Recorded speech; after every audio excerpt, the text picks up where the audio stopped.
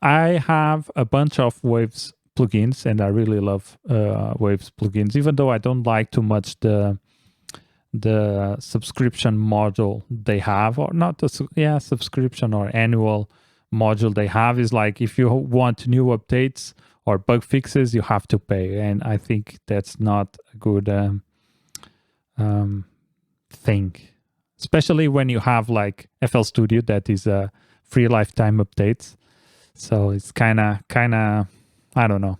But the plugins are cheap, and you can buy them once and use them forever. And you don't have to necessarily upgrade every year. You can take like 5 years to upgrade, and that's okay. I have here a bunch of plugins, as you can see.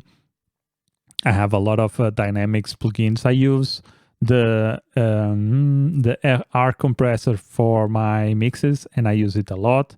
I use the C4. I also like the H comp, and I use the L1 and L1 Ultramaximizer a lot. So let's go through all of these two here. And in comparison to the limiters that we have in FL Studio, let's open up also the Fruity limiter. So this is the limiter that we have in FL Studio, which is also a good plugin. I enjoy this plugin, even though I don't use it too much. I kind of like the Waves plugins. I don't know. Maybe it's just my perception, but yeah, you can also use this with the Fruity limiter. It's also a good plugin, and it's also a compressor or a limiter. You can use one of each. The thing is that sometimes it's hard to see how much reduction we get with this plugin. That's why I tend to not use it too much. But yeah, let's see here in these two, the maximizer and the limiter and the Ultramaximizer. So in terms of threshold, ceiling, release, and auto release, these are the same here.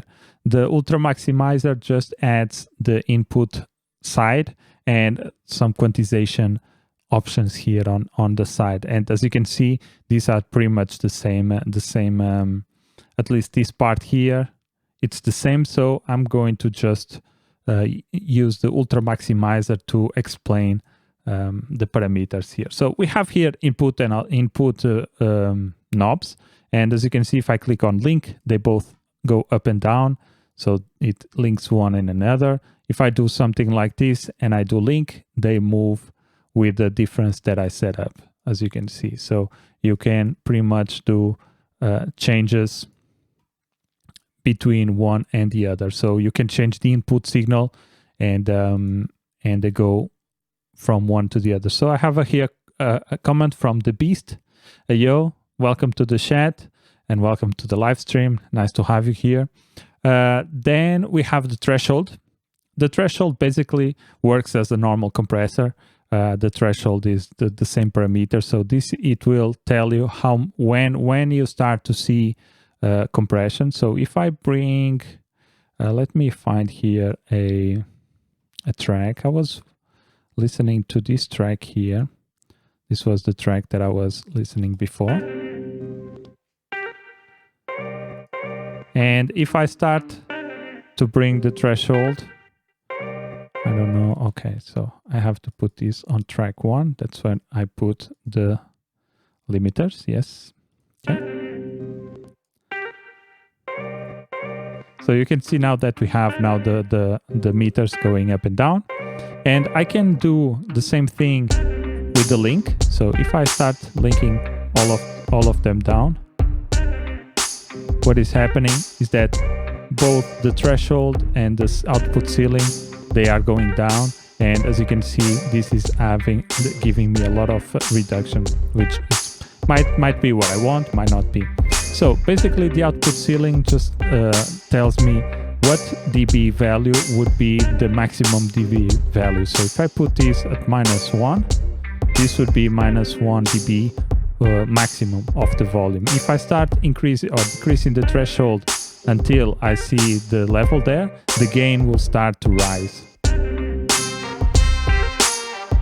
And whenever I reach a point where the input level is higher than the threshold, then we get some compression here, some reduction of the gain. And the output ceiling tells me how much or what dB it will be the maximum value of the signal.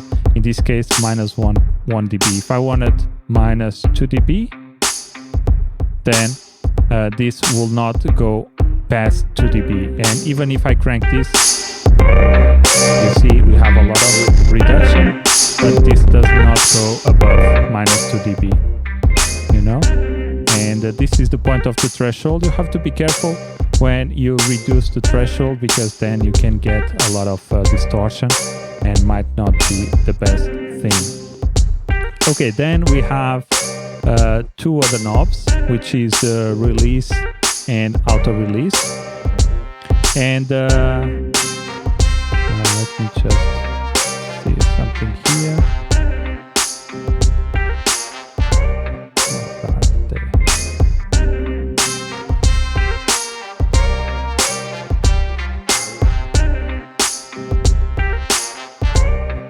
Okay, so the release just sets the limiter release time, and as you can see, I can change the value, make it faster, make it slower, go maximum of 1 second. This is in milliseconds, so 100 milliseconds is 1 second. There's another knob here that's the knob that I like to leave. It is the auto release, and this auto release dynamically chooses the optimal release value for a wide ranging of the input. It reacts a little bit like the human here expects, and can produce increased RMS levels with greater qualities or clarity. So I really like to leave this in auto release. Just leave the tool to do the auto release, because it tries to mimic what the human here expects based on the input volume level. So that's this grayish part. Then we have this quantization. And as you can see, we can define the number of bits. So we can have, let me put this a little bit lower. We can have no quantization. We can have 24, 20, 16, 12, and 8 bits. And you will hear that if I have this at 8 bit, we lose a little bit of the quality of the signal, not a little bit, a lot. We lose a lot of the quality of the signal. So if I'm doing lo-fi, I might go for 12 and 8. But if I go for CD quality, I might go with 16. But nowadays streaming, I either go for 24 or none at all. Then we have here Ether, and we have several modes like T1 and T2. And the T1 yields the least distortion or the lowest distortion, which is greater linearity. And this one, the T2, yields lower Ether level. So if you want a more linear, a more lower distortion with your dithering, you should go for T1. Then we have here the shaping, and normal and ultra are recommended for optimal results with type 1. So if you want, this is ultra and moderate. So these two here would be perfect for T1.